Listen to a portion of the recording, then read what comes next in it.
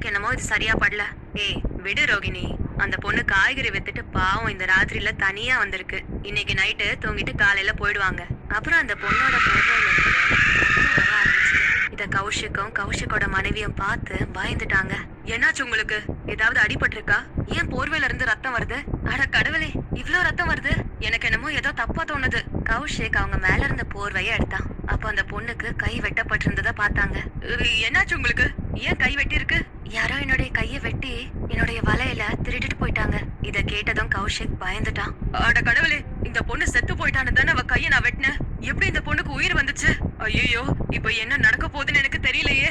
அந்த பொண்ணு ரோஹிணி கையில இருக்கிற வளையல்களை பார்த்தா.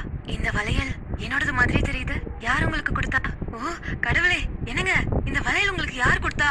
இப்படி அவங்க பேசிக்கிட்டே இருக்கும்போது அந்த பொண்ணு சூரியகாந்தி பேயா மாறினா. ஐயோ, பேய் பேய், காப்பாத்துங்க காப்பாத்துங்க. அந்த வலையில உனக்காக தான் எடுத்துட்டு வந்தேன். என்ன மட்டும் விட்டுட்டு எங்கடி போற?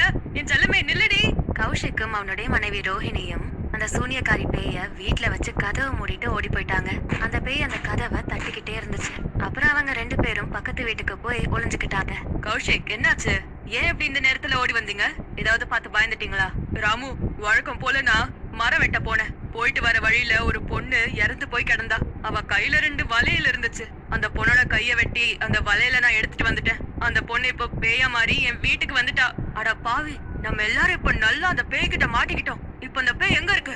என் வீட்டுல வச்சு கதவை சாத்திட்டு வந்துட்டேன். வர அவசரத்துல பூட்ட மறந்துட்டேன் ராமு. அடே முட்டாள், அந்த பேய் ஈஸியா கதவை உடைச்சிட்டு நம்ம இருக்கிற இடத்த மோப்பம் புடிச்சு தேடி வந்துரும். இவங்க பேசிக்கிட்டு இருந்தத காதுல வாங்கிட்டு ராமுவோட மனைவி மாலா அங்க வந்தாங்க. நீங்க சொல்றது தாங்க சரி, அவங்கள வெளிய போக சொல்லுங்க. அவங்களால நமக்கு பிரச்சனை. ஏ கௌஷிக், வெளிய போறியா?